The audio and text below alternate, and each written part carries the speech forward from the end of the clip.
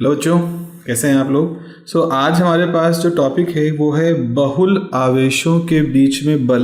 मतलब हम यहाँ पर बात ऐसे करने वाले हैं कि हमारे पास बहुत सारे आवेश हैं, किसी जगह पर डिस्ट्रीब्यूटेड हैं, वितरित हैं, और उनकी वजह से किसी पॉइंट पर, किसी एक बिंदु पर कितना बल काम करेगा, उस बल को हमें उस बल का फॉर्मूला हमें देखना है, उसको समझना है।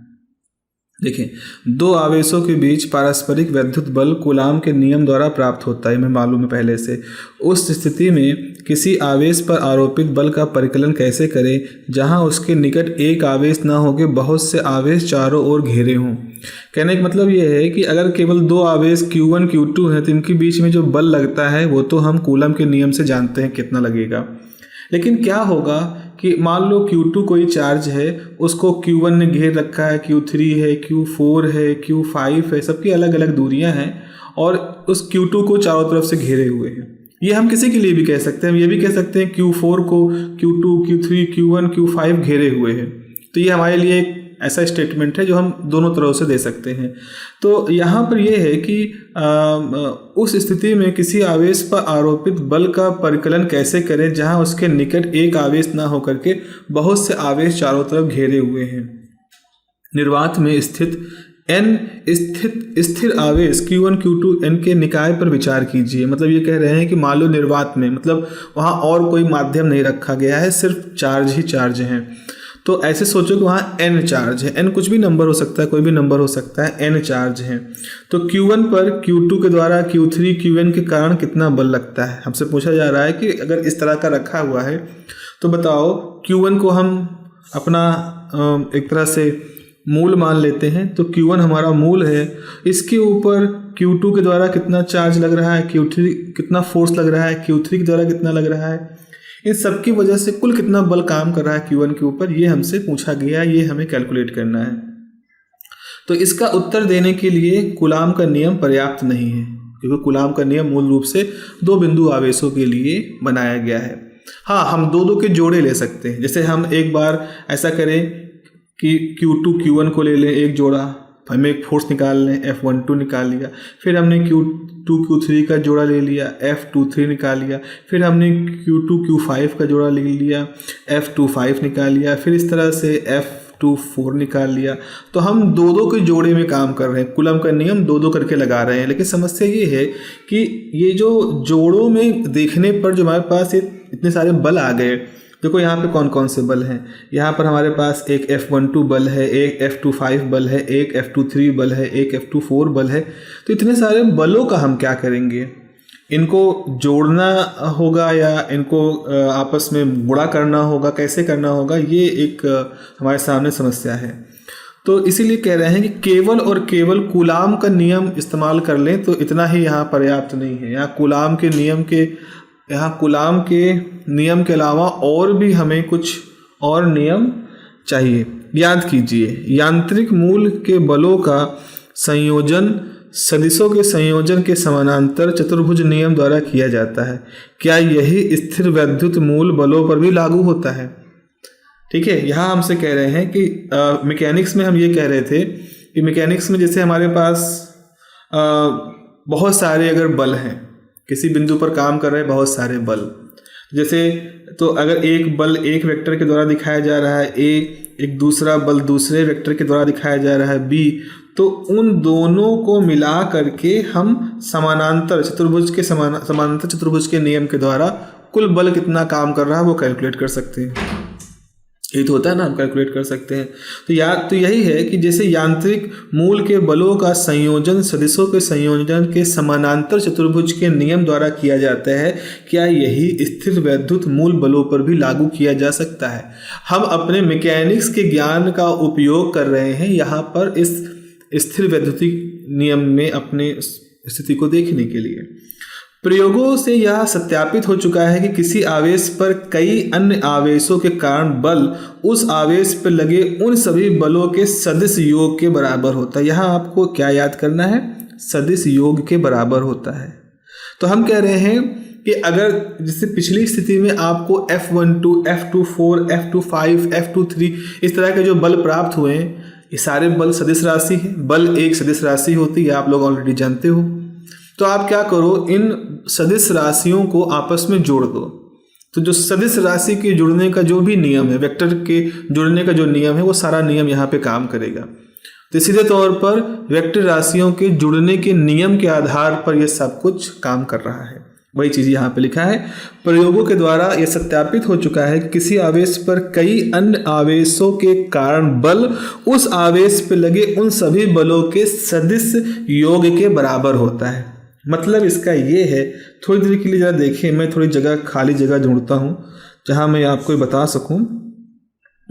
हाँ चलो, यहाँ मिल गई खाली जगह। जैसे मान लो हमारे पास एक Q1 चार्ज है, ठीक है ना, इसके पास में एक बल रखा है, एक चार्ज रखा है Q2। तो Q1 से Q2 पे लगने वाला जो बल है वो हो गया F12, दोनों सेम तरह के हैं तो प्रतिकर्षण बल है। फिर थोड़ी देर के लिए आप सोचो कि आपने Q2 को यहाँ से हटा लिया, तो F12 भी यहाँ से नहीं रहेगा, मतलब फिर F12 वहाँ नहीं रहेगा। फिर आप सोचो आपने कोई और चार्ज रखा Q3 की वजह से Q1 पे लगने वाला बल जो है वो है F13, इसकी वजह से। फिर आपने क्या किया, Q3 को भी हटा लिया, तो उसकी वजह से बल भी हट जाएगा। इस तरह से आप और भी चार्ज रख के उनकी वजह से कूलम्बिक नियम से फोर्स निकाल सकते हो।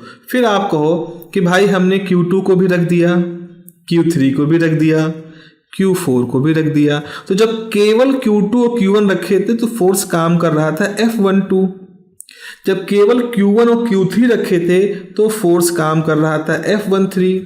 जब केवल Q1 और Q4 रखे थे तो फोर्स काम कर रहा था F14। लेकिन जब ये सबके सब एक साथ रख दिए गए तो ये सारे बल एक साथ Q1 पर प्रभाव डालेंगे कूलम्बिक नियम के हिसाब से। तो यानी कि उस समय आपका F13, F12, F14 ये सारे बल काम करेंगे। तो सवाल ये है कि सारे बल जुड़ेंगे कैसे। तो सारे बल, चूंकि सारी बल जो राशि होती है वो एक सदिश राशियां हैं, तो किन्हीं भी सदिश राशियों को जोड़ने के लिए जो समानांतर चतुर्भुज का नियम है वही यहाँ पर काम करेगा और उसी के हिसाब से आपको जोड़ना है। तो कुल मिला के जोड़ने का हिसाब बहुत ही आसान होने वाला, उतना कठिन नहीं होने वाला। वेक्टर के सम को आप लोगों ने एक अच्छे तरीके से पढ़ रखा है। चलिए आते हैं वापस से अपने उस जगह पर। तो जैसे देखो Q1 है, देखो यहाँ पर Q1 है आपके पास, ये हमारा Q1 है। Q2 की वजह से जो बल लग रहा है वो ये है F12। Q3 की वजह से जो बल लग रहा है वो इस तरफ है F13। तो अब क्या होगा, इन दोनों का समानांतर चतुर्भुज नियम से अगर आप देखोगे तो यहाँ पर इस पे परिणामी बल कितना होगा, F1। तो समानांतर चतुर्भुज के नियम का आपने उपयोग किया, दो वेक्टर राशियों को जोड़ने का जो नियम होता है उसी नियम से अब आपने जान लिया कि Q1 जो रखा है उसके ऊपर जो बल है Q3 और Q2 दोनों की वजह से वो ना Q3 की दिशा में है, यानी ना F13 की दिशा में है, ना वो F12 की दिशा में है, बल्कि उसकी दिशा F1 से दी जा रही है, जैसा कि वेक्टर के जोड़ने के नियमों में होता है। यही हम लोग पहले भी पढ़ चुके हैं। तो जो इन आवेशों द्वारा, इस अब फिर से पूरा पैराग्राफ पढ़ता हूं। प्रयोगों के द्वारा यह सत्यापित हो चुका है कि किसी आवेश पर कई अन्य आवेशों के कारण बल उस आवेश पर लगे उन सभी बलों के सदिश योग, ये अंडरलाइन कर सकते हो, सदिश योग के बराबर होता है, जो इन आवेशों द्वारा इस आवेश पर एक एक करके लगाया जाता है। तो एक एक करके बल लगाया गया, F13, F12, F23 इस तरह से। लेकिन जब कुल बल निकालोगे तो आपको इन दोनों को सिंपली सदिश योग के नियम के हिसाब से खाली जोड़ देना होगा। ये इसका मतलब है इस कथन का। अच्छा, किसी एक आवेश द्वारा लगाया गया विशिष्ट बल अन्य आवेशों की उपस्थिति के कारण प्रभावित नहीं होता है, इसे अध्यारोपण का सिद्धांत कहते हैं। क्या है भाई अध्यारोपण का सिद्धांत? कि किसी आवेश के द्वारा लगाया गया बल बाकी के जो चार्ज रखे हैं उनकी वजह से प्रभावित नहीं होगा। मतलब चार्ज मान लो Q1 था, एक चार्ज रखा था Q2, केवल दो ही चार्ज हैं, तो इनकी वजह से बल कितना लगा, F12। अब आपने यहां पे एक चार्ज रख दिया Q3 और Q3 Q1 पे एक बल लगा रहा है F13।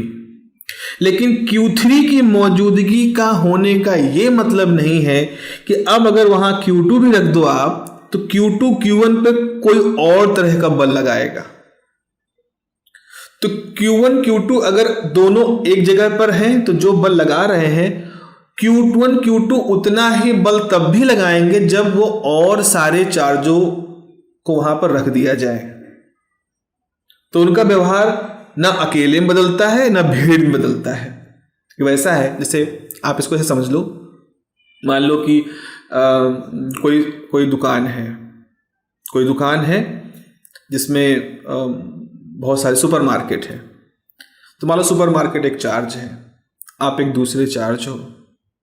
आप सुपरमार्केट में गए, सामान उठाया, वहाँ ATM कार्ड की व्यवस्था है, आपने ATM कार्ड रखा, जितना दाम लिया है उसको प्रेस किया, बिल कटाया, मार्केट चले गए। वहाँ कोई सर्विलांस नहीं, कोई कैमरा नहीं। ये आपका एक व्यवहार है। या वो माल खचाखच लोगों से भरा हुआ है, बहुत सारे लोग वहाँ पर हैं, तब भी आप अपना वही व्यवहार रखते हो, जाते हो, सामान लेते हो, पैसा कटाते हो, चले जाते हो। तो जैसे यहाँ पर क्या है, आप व्यवहार नहीं बदल रहे हो, भले ही वहाँ कितने भी लोग हों। ऐसे ही अगर एक चार्ज Q1 है, दूसरा चार्ज Q2 है, उन दोनों के बीच में लगने वाला बल F12 है, जब केवल 2 चार्ज थे। अगर वहाँ और भी चार्ज आ जाए तो उनकी वजह से, उनकी मौजूदगी में भी F1 और Q1 और Q2 पहले इतना ही बल लगाएंगे। आई होप इस बात को आप अप्रिशिएट कर पा रहे होंगे। तो यही लिखा है, किसी आवेश द्वारा लगाया गया एक विशिष्ट बल अन्य आवेशों की उपस्थिति के कारण प्रभावित नहीं होता। इसी को अध्यारोपण का सिद्धांत कहते हैं। कोई मामूली सिद्धांत नहीं है, ये कोई मामूली सिद्धांत नहीं है। अध्यारोपण सिद्धांत मतलब, अगर मैं ये कहूँ, जो मैंने उदाहरण दिया कि अकेले मॉल में अकेले होने के बावजूद भी आप कोई बेईमानी नहीं कर रहे हो, तो ये तो ईमानदारी का नियम है ना। और ईमानदारी का नियम बहुत ही कॉमन नियम नहीं है। तो हम ये पाते हैं कि अध्यारोपण सिद्धांत ऐसा नहीं हर तरफ काम करता है, लेकिन जहाँ भी काम करता है वहाँ इसके बहुत अच्छे इम्प्लीकेशंस होते हैं। क्वांटम मैकेनिक्स में कुछ जगह हैं, ऑप्टिक्स में इंटरफेरेंस का सिद्धांत भी अध्यारोपण के आधार पर ही समझा सकते हैं। तो ऐसे बहुत मतलब ये बहुत ही इंपॉर्टेंट नियम है। ये बिल्कुल वैसे ही इंपॉर्टेंट नियम है समाज में कहेंगे एक व्यक्ति बहुत ईमानदार है, तो आप इसको अप्रिशिएट करें। चलिए, इस अवधारणा को भली भांति समझने के लिए 3 आवेश Q1 Q2 Q3 के निकाय, जैसे चित्र 1.8a, कौन है भाई? ये है, यही तो है, यही है 1.8a, है ना, 1.8a, हाँ 1.8a को लिया गया है। इस पर विचार कीजिए।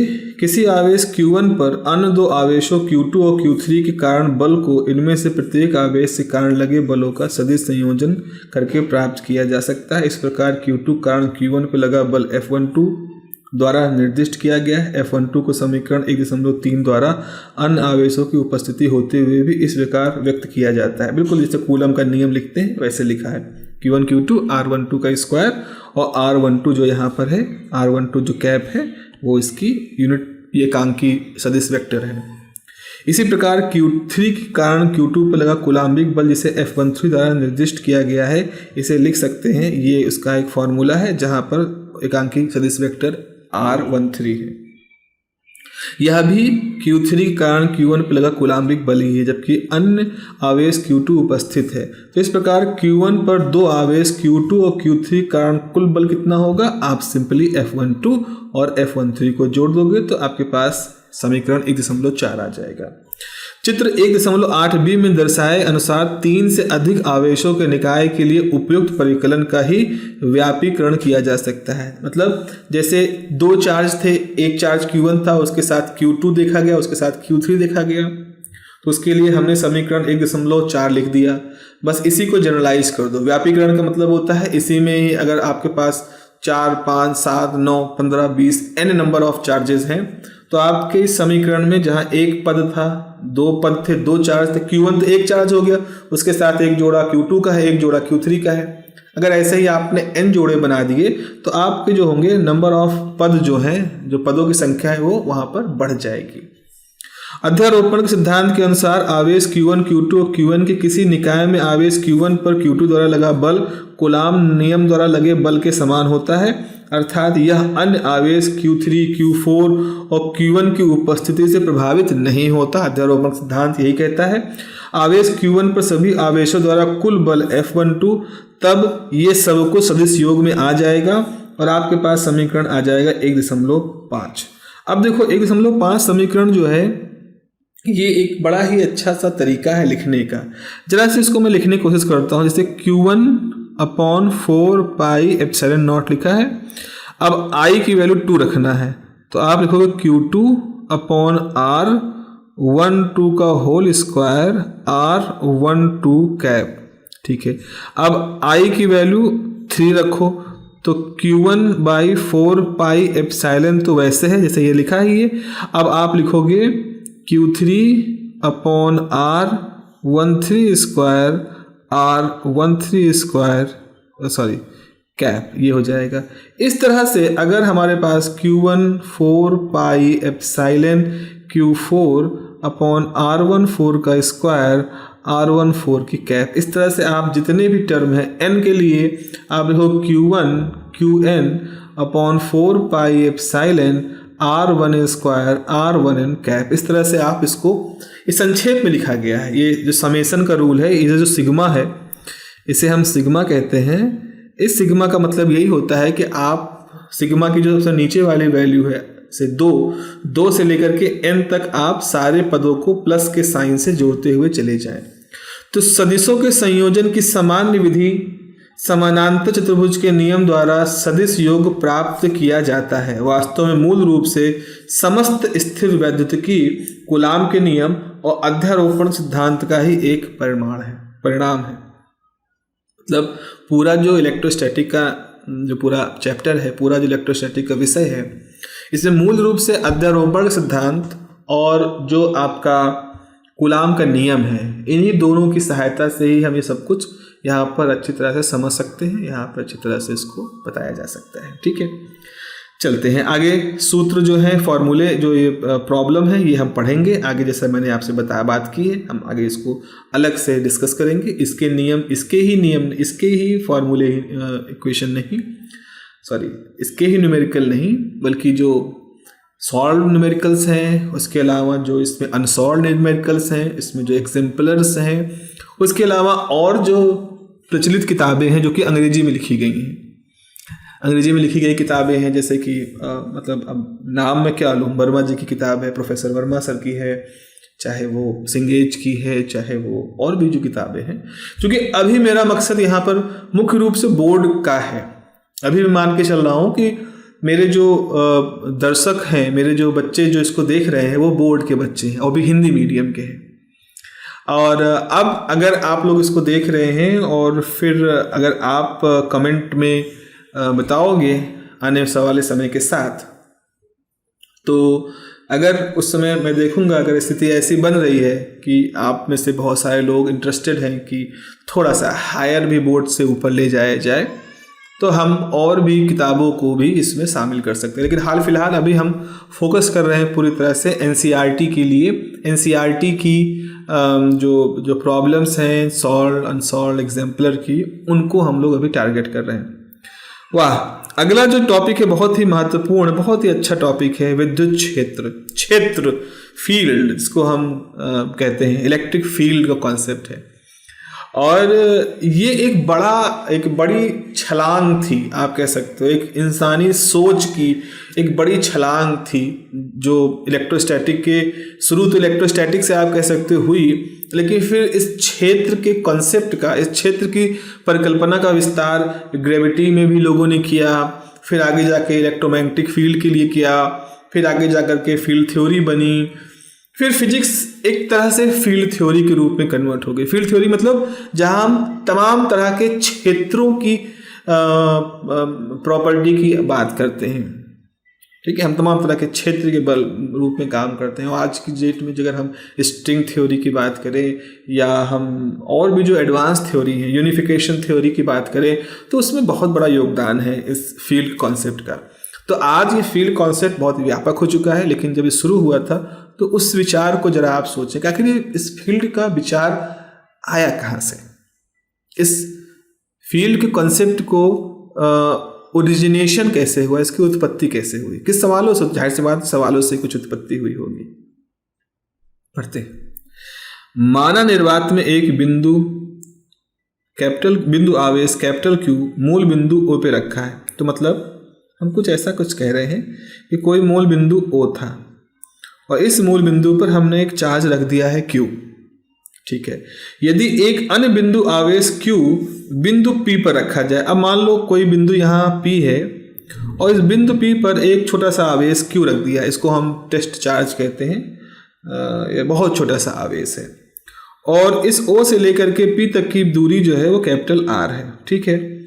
तो आवेश कैपिटल Q स्मॉल q पर कूलाम के नियम के अनुसार बल लगाएगा, जाहिर सी बात है। मान लो दोनों ही प्लस हैं, तो ये बल इस तरफ लगेगा, जो फोर्स है वो इस तरफ लगेगा, और वैसे ही कैपिटल Q पर जो फोर्स है वो ऐसे लगेगा क्रिया प्रतिक्रिया के नियम के हिसाब से, ठीक है। ये हम लोग देखेंगे। हम यह प्रश्न पूछ सकते हैं, एनसीईआरटी की जो सबसे खास बात है, एक प्रश्न पूछ सकते हैं, यदि आवेश Q को हटा लें तो कैपिटल Q के परिवेश में क्या बचेगा। इस सवाल का मतलब क्या है, मैं भी बात करूंगा। क्या कुछ भी नहीं बचेगा? यदि ऐसा है तो P पर आवेश Q रखने पर इस पर बल कैसे लगता है? 3 सवाल, एनसीईआरटी के 3 सवाल बैक टू बैक। इसका मतलब क्या है? इसका मतलब है सच में आप कुछ बहुत महत्वपूर्ण पढ़ने जा रहे हैं। एनसीईआरटी जो एक हेडिंग में एक सवाल पूछती है, अभी तो ये देखे हैं ना, 1-2 सवाल पूछते हैं एक हेडिंग में, वो भी थोड़ा बिखरे हुए होते हैं, कोई यहाँ पैराग्राफ के शुरू में, कोई पैराग्राफ के बीच में, ऐसे होते हैं। लेकिन यहाँ जरा स्थिति गंभीरता को समझो। 3 सवाल बैक टू बैक एनसीईआरटी लिख रही है अपने एक ही लाइन में, एक के बाद एक। तो यानी कि सच में इन सवालों के जवाब हमें जब मिलेंगे तो हम सच में कुछ बहुत ही इम्पोर्टेंट पाएंगे। सवाल क्या कहता है? सवाल ये कहता है कैपिटल Q है और वो किसी स्मॉल q पे बल लगा रहा है। तो सबको दिखाई पड़ रहा है कि देखो कैपिटल Q मान लो बड़ा है, स्मॉल q मान लो छोटा है, तो सबको दिखाई पड़ेगा देखो हाँ बल लग रहा है। कैपिटल Q की वजह से कैपिटल P पीछे भागा चला जा रहा है। लेकिन अगर स्मॉल q वहां पर ना हो तो क्या कैपिटल Q का प्रभाव दिखाने के लिए वहां कुछ भी नहीं होगा? सवाल यही कह रहा है कि अगर स्मॉल q को हटा लें तो कैपिटल Q के परिवेश में क्या बचेगा? अरे भाई, कैपिटल Q अपनी ताकत कब दिखा पा रहा था? कैपिटल Q अपनी ताकत तब दिखा पा रहा था जब स्मॉल q को जोर से धक्का मार रहा था, क्योंकि वो दोनों प्लस चार्ज हैं मान लें। लेकिन अगर स्मॉल q को हटा लो तो कैपिटल Q अपनी ताकत कैसे दिखाए? वो कैसे दिखाएगा कि बहुत ही शक्तिशाली चार्ज है, वो बहुत ज्यादा कूलम्बिक फोर्स से ढकेल रहा है। क्या कुछ भी नहीं बचेगा? और यदि ऐसा है तो P पर आवेश Q रखने पर इस पर बल कैसे लगता है? अब ये सवाल ये पूछ रहा है कि कैपिटल Q मान लो आदिकाल से रखा हुआ है कहीं, उसके बगल में स्मॉल q आके रख दिया आपने, तो इस कैपिटल Q को पता कैसे चलेगा कि उससे थोड़ी दूरी पर एक चार्ज आया है और वो चार्ज भी प्लस है और मान लो कैपिटल Q भी प्लस था और इसको धक्का देना है? सवाल समझ पा रहे हो ना? जैसे अगर आपकी आंखों पट्टी बांधी जाए, आपको सूंघने की ताकत ना हो, आपको देखने की ताकत ना हो, आपको सुनने की ताकत ना हो, आपको स्पर्श करने की शक्तियां खत्म है, तो आप कैसे जानोगे कि आपके बगल में कोई व्यक्ति खड़ा है? आप सुन नहीं सकते, देख नहीं सकते, स्पर्श नहीं कर सकते, तो आप कैसे जानोगे कि वहां पर कोई व्यक्ति खड़ा है? नहीं जान पाओगे, क्योंकि हमारी यही इंद्रियां ही हैं जो हमें बताती हैं कि हमसे कितनी दूरी पे कौन है, जो है उस समय उसको अपनी तरफ बुलाना है या उसको वहां से भगा देना है, इसे देखते हैं। तो क्या चार्ज कैपिटल Q के अगल बगल भी कुछ ऐसा ही है? उसके भी कुछ इंद्रियां हैं, उसके कुछ सेंसेस हैं?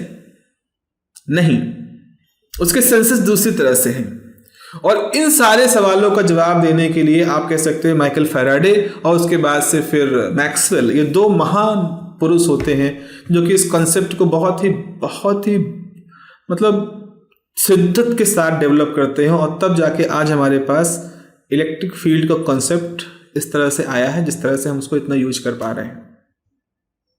तो देखते हैं क्या है इसमें। इस प्रकार के प्रश्नों का उत्तर देने के लिए प्रारंभिक वैज्ञानिकों ने, मैंने नाम भी ले लिया, प्रारंभिक वैज्ञानिक फैराडे की शुरुआत हुई थी और फिर मैक्सवेल, ने क्षेत्र की अवधारणा प्रस्तुत की। इसके अनुसार हम कहते हैं कि आवेश Q अपने चारों ओर विद्युत क्षेत्र उत्पन्न करता है और जब इसमें कोई अन्य आवेश Q बिंदु P पर लाया जाता है तो क्षेत्र इस पर बल आरोपित करता है। ओके, ये बिल्कुल से थोड़ी देर के सोचो, जैसे एक मकड़ी है, एक मकड़ी ने एक जाल बुना, ये मकड़ी का जाल है, ये हमारी एक मकड़ी है और ये उसका एक जाल है। ठीक है, ऐसा ही कुछ बनता है, कार्टून बना रहे हैं छोटा सा ऐसा। अब मकड़ी यहां बैठी है जाल के इस हिस्से में, और जाल के इस दूसरे हिस्से में कोई कीड़ा आके फंस गया। मकड़ी देख नहीं सकती, उसकी नजर बहुत कमजोर होती, कीड़ा ही तो है। लेकिन इस मकड़ी कैसे पता चलेगा कि उसका खाना इस जाल के दूसरे हिस्से में आके फंस गया है? क्या होगा, जब ये छटपटाएगा कीड़ा तो ये सारे तार हिलेंगे जिससे पूरा जाल हिलेगा, और उस हिलते हुए जाल की सेंसेशन को महसूस करके ये मकड़ी इस रास्ते से यहाँ आकर के इसको जब मर जाएगा लपेट के, उसकी दम घुट जाएगा, तब इसको खा जाएगी वो आकर के। तो एक चारों तरफ जो जाल है, इस जाल के अंदर जो हलचल होती है, उस हलचल से ये मकड़ी इस कीड़े की प्रेजेंस को जान रही है। ऐसे ही कोई भी चार्ज Q जो होता है, कैपिटल Q है, उसके इर्द गिर्द एक अदृश्य क्षेत्र है जिसको हम देख नहीं सकते, अदृश्य क्षेत्र है, एक क्षेत्र है। इस क्षेत्र में जब भी कोई चार्ज लाया जाता है तो तुरंत उस क्षेत्र के गुण ऐसे होते हैं कि वो उस बिंदु पर जहां पर ये चार्ज Q लाया गया है, उसी जगह पर उस क्षेत्र की प्रॉपर्टी की वजह से उस पर एक बल काम करना शुरू कर देता है। यहां पर ऐसा नहीं है कि पहले चार्ज आया, फिर चार्ज के आने का संदेशा आया कैपिटल Q के पास, तो फिर कैपिटल Q ने कहा ओके पॉजिटिव चार्ज आया है ढकेलो, तो फिर यहां संदेशा गया पॉजिटिव चार्ज तक ढकेलना है। ऐसा नहीं होता। उस क्षेत्र पर ऐसा गुण वहां पर रखा गया है कि जैसे ही वो चार्ज वहां जाएगा तुरंत उसी समय उसके ऊपर एक बल काम करना शुरू कर देगा। चलो इस चीज को जल्दी समझ लेते हैं, फिर हम आज का टॉपिक खत्म करते हैं। मेरे ख्याल से आधा घंटा का समय हो रहा है। देखो भाई, ऐसा है जैसे मान लो, कहाँ चला गया, ओहो आगे बढ़ गए क्या, आगे बढ़ गए। देखो समझ लो, जैसे मान लो ये हमारा मान लो हमारा प्राइम मिनिस्टर का ऑफिस है। ठीक है, ये प्राइम मिनिस्टर का ऑफिस है। उसके बाद फिर यहाँ पर कोई नगर विकास मंत्रालय है जहाँ पर नगर के विकास के लिए होता है। फिर ये आपका डेवलपमेंट ऑफिस है जो पीएमओ के बाद जो मिनिस्टर है उनके अंडर में है। फिर उन्होंने क्या हुआ, स्टेट लेवल पर एक कार्यालय डेवलप किया गया है। फिर स्टेट ने क्या किया, डिस्ट्रिक्ट लेवल पर एक कार्यालय डेवलप किया। डिस्ट्रिक्ट ने क्या किया, ब्लॉक लेवल पर एक कार्यालय डेवलप किया। ब्लॉक ने क्या किया, विलेज लेवल पर कार्यालय डेवलप कर दिए। इस तरह से डेवलपमेंट चल रहा है। इस सब डेवलपमेंट वाले कार्यालय हैं। आप यहाँ पर कुछ हैं, आप अर्जी लेके गए कि भाई मेरे गांव में बड़ा सूखा सा रहता है, आप वहाँ पर एक सरकारी नल लगवा दो। आपने नल लगवाने की अर्जी दी और इसके लिए 10,000 रुपये की आवश्यकता होगी और आप सरकार से सहायता चाहते हो कि 10,000 रुपये हमको दे दिए जाएं, हम नल लगवा दें। अब सोचो, आप एप्लीकेशन लेके यहाँ गए इस कार्यालय पर। अब इस कार्यालय ने क्या किया, उस एप्लीकेशन को बढ़ाना शुरू किया कि भाई यहाँ जाए, फिर यहाँ जाए, फिर यहाँ से अप्रूवल होकर यहाँ जाए, फिर यहाँ से अप्रूवल होकर यहाँ जाए, फिर यहाँ से अप्रूवल होकर प्राइम मिनिस्टर ऑफिस जाए, प्राइम मिनिस्टर ऑफिस में उसका अप्रूवल हो, फिर वो अप्रूवल यहाँ भेजे, फिर यहाँ भेजे, फिर यहाँ भेजे, फिर यहाँ आए, फिर यहाँ आए, फिर आपको 10,000 रुपये मिले। तब तक पता लगा इतने दिन तक हम ऐसे ही काम चला रहे हैं। ऐसा तो नहीं होता। होता क्या है, हर लेवल पर कुछ पावर दे दी गई है हर विभाग को कि भाई इतने तक का आप पूछना नहीं, अपने स्तर से खर्च कर दो। तो जैसे विलेज का ये है, इसको कहा गया है कि आप 1 लाख तक की जो खर्चे हैं वो अपने स्तर पर कर सकते हो।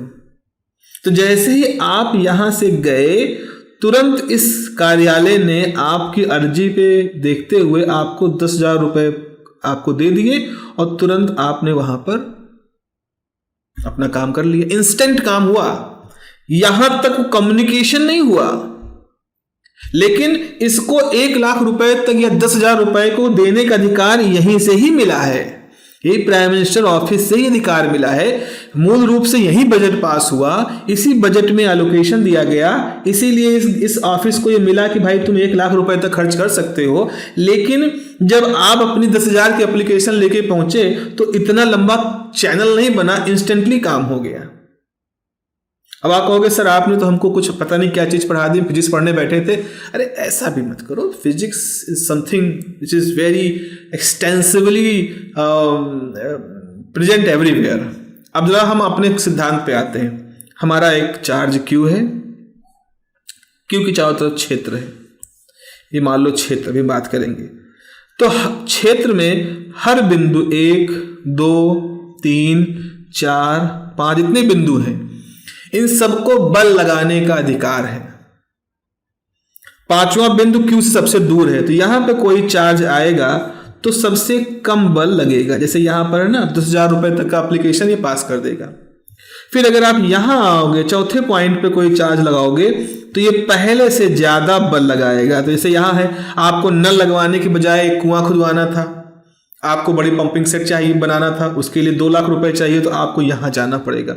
इनका अधिकार 10,00,000 रुपए तक के खर्च करने का है। वैसे ही अगर आप 4 पे आओगे तो आप ज्यादा बल महसूस करोगे, आप 3 पे आओगे तो आप और ज्यादा बल महसूस करोगे। तो इस तरह से इस कैपिटल Q के इर्द गिर्द ऐसे बहुत सारे बिंदु हैं जिन बिंदुओं के पास अपना अधिकार है कि वहां आने वाले चार्ज पर तुरंत एक बल अप्लाई कर देते हैं। उनको इस कैपिटल Q से सीधे कम्युनिकेट नहीं करना है। तो हम कहेंगे आखिर ये अधिकार कैसे हम दिखाएं? तो इसी को दिखाने के लिए हमें बल क्षेत्र, वैद्युत बल क्षेत्र के कॉन्सेप्ट को समझना होगा। तो बल क्षेत्र कॉन्सेप्ट इसी चीज को समझाने के लिए यहां पर आता है। इसी से ही आप बल के क्षेत्र को समझ सकते हो। चाहे वो गुरुत्वीय बल हो, उसके क्षेत्र को समझना हो, चाहे चुंबकीय बल का क्षेत्र समझना हो, चाहे विद्युत बल का क्षेत्र समझना हो, चाहे न्यूक्लियर बल के फील्ड को समझना हो, जितने भी तरह के फील्ड को आप समझना चाहते हो, बेसिक कॉन्सेप्ट उनका यही होता है। यहां पर जैसे ही चार्ज आता है उस कैपिटल Q के बल क्षेत्र में, इंस्टेंटली उसके ऊपर एक फोर्स काम करता है। क्यों? क्योंकि उस पर्टिकुलर पॉइंट पर हमने एक फील्ड स्थापित कर रखी है, कुछ अधिकार दे रखे हैं। उन अधिकारों के तहत वो बिंदु तुरंत एक इलेक्ट्रिक फोर्स उस पर्टिकुलर आने वाले चार्ज के ऊपर अप्लाई करना शुरू कर देता है। तो इसका मतलब यह है, अगर कोई चार्ज यहां नहीं लाया जा रहा है, आप यहां कोई स्मॉल चार्ज नहीं ला रहे हो, उस स्थिति में भी इस कैपिटल Q के चारों तरफ क्या है? उस स्थिति में भी इस कैपिटल Q के चारों तरफ एक क्षेत्र है। इस कैपिटल Q के इर्द गिर्द एक क्षेत्र है। कैसा क्षेत्र? एक वैद्युत क्षेत्र है। तो ये वैद्युत क्षेत्र रहेगा, कोई चार्ज आएगा तो वो उस जिस बिंदु पे आ रहा है उसी बिंदु के हिसाब से उस पर बल काम करेगा, और कोई चार्ज नहीं आ रहा तो भी ये क्षेत्र वहां मौजूद रहेगा। आई होप आपने ये बेसिक अंडरस्टैंडिंग है, जो बेसिक कॉन्सेप्ट है, इसको आप कुछ हद तक समझ पा रहे होंगे। तो चलिए फिर अभी हम इस चीज को यहीं पर विराम देते हैं। इस इक्वेशन के ऊपर हम लोग आएंगे, अगले हिस्से में बात करेंगे, और आप इसको देखिएगा, वीडियो समझने की कोशिश करिएगा। कुछ ना आए, किसी जगह पे कंफ्यूजन हो, कोई सवाल हो, कमेंट में आप पूछिए, और इस चैनल को लाइक करिए, सब्सक्राइब करिए, ताकि इस तरह के और वीडियोस को बनाने का जो हौसला है वो हम लोग का बना रहे। हम लोग कोशिश कर रहे हैं तो उसको पूरी तरह से मोटिवेशन बनाए रखें, लेकिन फिर भी आपका कोई भी अप्रिशिएशन जो होता है, आपका एक लाइक जो होता है, आपका एक सब्सक्रिप्शन जो होता है, आपका जो कमेंट होता है, वो हमारे लिए काफ़ी ज़्यादा एक फ्यूल की तरह से काम करता है, विस्फोटक होता है हम लोग के लिए, एक किक ऑफ एनर्जी होती है। आप सोचो, अंधेरे में चले जा रहे हो, और जब आप एक रोशनी हल्की सी दिखती है तो एक उम्मीद जग जाती है कि नहीं, रोशनी आ रही है, इसका मतलब वहाँ एक मुहाना है, और फिर चलने की ताकत बढ़ जाती है। तो आपका जो भी रिस्पॉन्स होता है वो हमारे लिए काफ़ी वैल्यूबल है। चलो प्यारो, फिर अगली क्लास में हम लोग मिलते हैं और उस दौरान हम विद्युत क्षेत्र की इस मैथमेटिकल फॉर्मूले को और इसके और जो गुण हैं उनको पढ़ेंगे। ठीक है, चलिए मिलते हैं अगली बार। नमस्कार।